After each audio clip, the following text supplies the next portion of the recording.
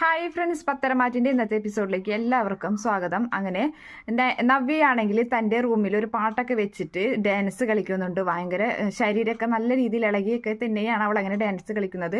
അത് കണ്ടുകൊണ്ട് നയന റൂമിലേക്ക് വരുന്നുണ്ട്. നയന വാതിൽ തുറന്ന് റൂമിലേക്ക് വന്നിട്ട് നേരെ ആ പാട്ട് ഓഫ് ചെയ്യുകയാണ്. ആ സമയത്ത് നവ്യ ഒന്നും അറിഞ്ഞിട്ടുണ്ടായിരുന്നില്ല നയന അവിടെ വന്നത്. പാട്ട് നിർത്തിയത് കാണുമ്പോൾ നവ്യ നോക്കുന്നുണ്ട്. അപ്പം നയന നിൽക്കുന്നത് കാണുന്നു. നിനക്ക് എന്താ അത് ഓഫ് ചെയ്യേണ്ട ആവശ്യം എന്നൊക്കെ ചോദിച്ച് ദേഷ്യപ്പെടുന്നുണ്ട്. ചേച്ചി എന്തായി കാണിക്കുന്നത്? ഇവിടെ എല്ലാവരുടെയും വിചാരം ചേച്ചി പ്രഗ്നൻ്റ് ആണെന്നാണ്. അപ്പോൾ ചേച്ചി ശരീരം ഇളകാതൊക്കെ ചേച്ചി ഇരിക്കണ്ടേ, അവരെ കാണിക്കാൻ വേണ്ടിയെങ്കിലും എന്നൊക്കെ ചോദിക്കുന്നുണ്ട്. എനിക്ക് ഈ സത്യമൊക്കെ നേരത്തെ അറിയാമെങ്കിലും ഞാൻ ഈ സത്യങ്ങൾ അവരോട് പറയട്ടെ എന്ന് ചോദിച്ചപ്പോൾ ചേച്ചി അതും സമ്മതിക്കില്ലല്ലോ എന്നൊക്കെ പറയുന്നുണ്ട്. എന്നാൽ നീ ഒരു കാര്യം ചെയ്ത് നീ എല്ലാവരോടും ചെന്ന് പറയടി എന്ന് പറഞ്ഞ് ദേഷ്യപ്പെടുകയാണ്. അതേ സമയത്ത് തന്നെ നമ്മുടെ അബിയാണെങ്കിൽ ഇവരുടെ ആ സംഭാഷണം കേട്ടുകൊണ്ട് അവിടേക്ക് വരുന്നുണ്ട്. അങ്ങനെ അബിയെ കാണുമ്പോൾ രണ്ടുപേരും മിണ്ടാതെ നിൽക്കാണ്. അതായത് നയനയും നവ്യയും. അബിയെ കണ്ട വഴിക്ക് തന്നെ നയന പുറത്തേക്ക് ഇറങ്ങി പോവുകയും ചെയ്യുന്നുണ്ട്.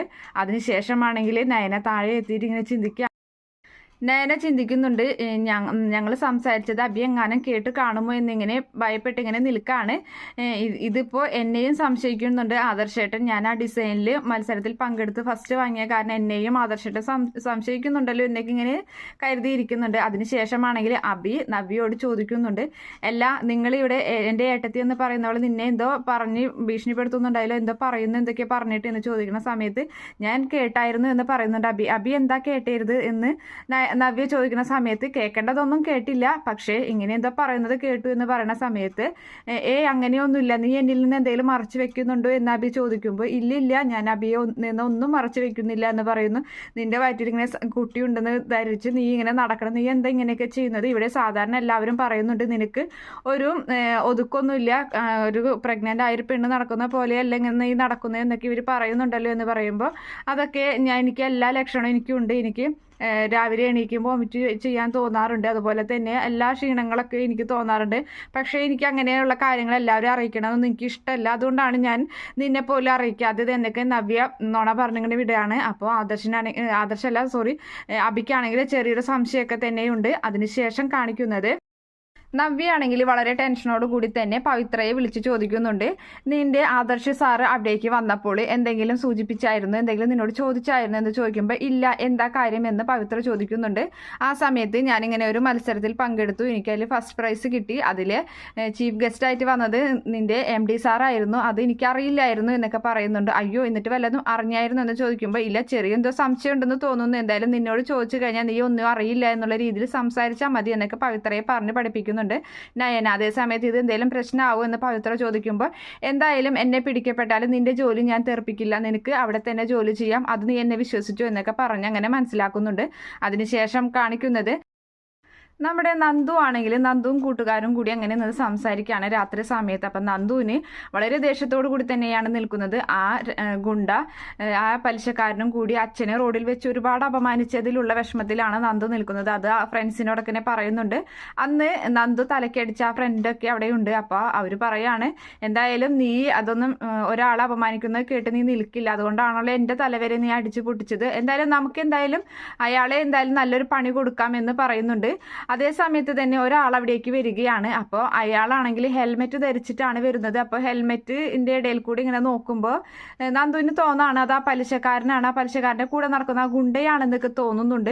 അതേ സമയത്താണെങ്കിൽ എന്തേടാ ഇത് അയാളാണടാ എന്ന് പറയുമ്പോൾ ആ രണ്ട് ഫ്രണ്ടും അതുപോലെ തന്നെ നന്ദുവും ചേർന്ന് കയ്യിലൊരു ബാറ്റൊക്കെ ഉണ്ടാവും, അതുകൊണ്ടൊക്കെ അടിച്ച് ആകെ തവിട് പൊടിയാക്കുന്നുണ്ട് അയാളെ. അപ്പോൾ അയാൾ തലയിൽ നിന്ന് ഹെൽമെറ്റ് ഇങ്ങനെ ഊരിയിട്ട് എന്തിനാ നിങ്ങൾ എന്നെ തല്ലുന്നത് എന്ന് ചോദിക്കുന്ന സമയത്ത് നന്ദു അയാളുടെ ഫേസ് കാണുമ്പോൾ അയ്യോ ആള് മാറിപ്പോയടാ എന്ന് പറയുന്നുണ്ട്.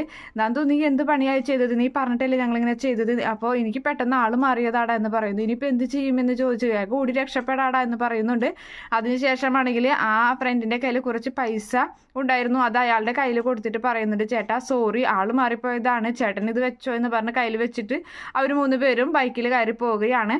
അതേസമയത്ത് അയാൾ ആ പൈസ ഇങ്ങനെ നോക്കിയിട്ട് പറയുന്നുണ്ട്, ഇത് ആശുപത്രി കൊടുക്കാൻ പോലും തികയില്ലല്ലോ എന്നിങ്ങനെ പറയുകയും ചെയ്യുകയാണ്. പിന്നീടാണെങ്കിൽ നയന തൻ്റെ റൂമിൽ ഇരുന്നിട്ട് ആദർശ് വരുന്നതിന് മുമ്പ് തന്നെ ഏത്തം ഇട്ടുകൊണ്ടിരിക്കുകയാണ്. കുറേ പ്രാവശ്യം ഏത്തം ഇടുന്നുണ്ട്. അത് കണ്ടുകൊണ്ട് ആദർശ് വരുമ്പോൾ ആദർശ് ചോദിക്കുകയാണ്, അല്ല നീ എന്തായി കാണിക്കുന്നത്, ഇത് പൂജാമുറിയൊന്നല്ല, പൂജാമുറി അവിടെയാണ് എന്ന് പറയുന്നുണ്ട്. അത് കേൾക്കുന്ന നയന പറയുന്നുണ്ട്, പൂജാമുറി ഒന്നും ആവണമെന്നില്ല, നമ്മുടെ മനസ്സിൽ എന്തെങ്കിലും തെറ്റ് ചെയ്തെന്ന് തോന്നിക്കഴിഞ്ഞാൽ അതെവിടെയാണെങ്കിലും ഏത്തം ഇട്ടാൽ മതി എന്നൊക്കെ പറയുന്നുണ്ട്.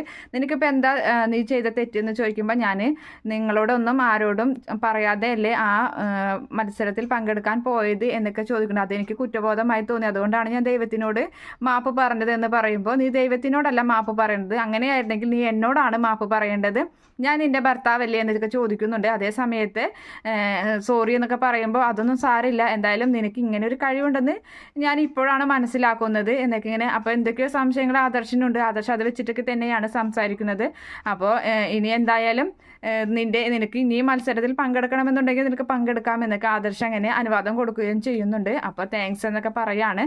അതിനുശേഷം പിറ്റേ ദിവസം ഓഫീസിൽ ആദർശ് ഇരിക്കുകയാണ്. അപ്പോൾ ആദർശ് വീണ്ടും ഇങ്ങനെ നയനയെക്കുറിച്ച് തന്നെ ചിന്തിക്കുന്നുണ്ട്.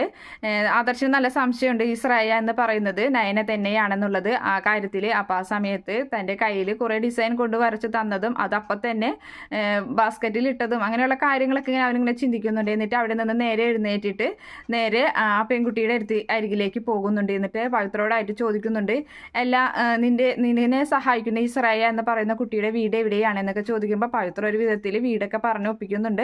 അത് കുറേ ദൂരെയല്ലേ എന്ന് ചോദിക്കുന്നുണ്ട്. അതെ എന്ന് പറയാണ്. അതേ സമയത്ത് സാറ് കാണാനൊന്നും പറ്റില്ല എന്ന് പറയുന്നുണ്ട്. അവരുടെ ഭർത്താവ് അത്ര സ്ട്രിക്റ്റ് ആണെന്ന് പറയുമ്പോൾ എനിക്ക് കാണണമെന്ന് ഞാൻ പറഞ്ഞില്ലല്ലോ എന്ന് പറയുന്നുണ്ട്. എന്തായാലും ഞാൻ ഒരാളെ കാണാൻ ആഗ്രഹിച്ചിട്ടുണ്ടെങ്കിൽ അയാളെ കാണാൻ സാധിച്ചില്ലെങ്കിൽ അയാളെ കാണാനുള്ള ക്യൂരിയോസിറ്റി കൂടി വരും എന്നൊക്കെ പറഞ്ഞിങ്ങനെ ആദർശ് നിൽക്കുകയാണ്. അപ്പോൾ പവിത്രയ്ക്കും എന്തൊക്കെ സംശയമുണ്ട്, ആദർശ് സാറിന് എന്തോ സംശയമുണ്ടെന്നുള്ള രീതിയിൽ പവിത്ര അങ്ങനെ നിൽക്കുകയാണ്. അതിനുശേഷം കാണിക്കുന്നത് ആദർശ് കിടന്നുറങ്ങുകയാണ്. അതേ സമയത്താണെങ്കിൽ നയന പുറത്ത് പോയിട്ട് രാത്രി സമയത്ത് ആ ഡിസൈൻ ഇങ്ങനെ വരച്ചുകൊണ്ടിരിക്കുകയാണ്. അപ്പോൾ ആദർശ് ചുമ വന്നിട്ട് ഇങ്ങനെ എഴുന്നേൽക്കുമ്പോൾ ലൈറ്റ് ഇട്ട് നോക്കുമ്പോൾ നയനയെ കാണുന്നില്ല. ഇവളിത് എവിടെ പോയി എന്ന് വിചാരിച്ചുകൊണ്ട് തന്നെ വേഗം പുറത്തേക്ക് വരികയും അവിടെ അവൾ ഇരുന്ന് വരയ്ക്കുന്നത് കാണുകയും ചെയ്യുന്നുണ്ട്. അങ്ങനെ അവിടെ വന്നിട്ട് നീ ഇവിടെ എന്തെടുക്കുക എന്ന് ചോദിക്കുന്നുണ്ട്. നിനക്ക് ഈ മഞ്ഞൊക്കെ കൊണ്ടിരിക്കേണ്ട എന്താ ആവശ്യമുള്ളതെന്നൊക്കെ ചോദിക്കുകയാണ്. അതേ സമയത്ത് പറയുന്നുണ്ട്, അതെ ഇപ്പോൾ എനിക്കൊരു ഒരു വർക്ക് തന്നിട്ടുണ്ട്, അതിൽ പഞ്ചഭൂതങ്ങൾ ഉൾക്കൊള്ളിച്ചിട്ട് കൊണ്ടുള്ള ഒരു ഓർണമെൻറ്റ്സ് ആയിരിക്കണം, അങ്ങനെ ഒരു ഡിസൈൻ ആയിരിക്കണം ഇനി ഉണ്ടാക്കേണ്ടത്, ഞാൻ എന്ത് ചെയ്യുമെന്ന് ആലോചിച്ച് ആകെ കൺഫ്യൂഷനിലാണെന്നൊക്കെ ആദർശ് പറയുന്നുണ്ട്. അപ്പം ഞാൻ അതിനെക്കുറിച്ച് ഇങ്ങനെ ചിന്തിക്കുന്നുണ്ട്. അതേ സമയത്ത് നീ വരച്ചതൊന്ന് നോക്കട്ടെ എന്ന് പറയുമ്പോൾ ആ ഡിസൈൻ കാണിച്ചു കൊടുക്കുകയാണ്. ഇന്ന് കോലല്ലല്ലോ വരച്ചിട്ടുള്ളത് നീ എന്ന് ആദർശ് ചോദിക്കുന്നുണ്ട്. അതേ സമയത്ത് അല്ല എന്ന് പറയുന്നുണ്ട്.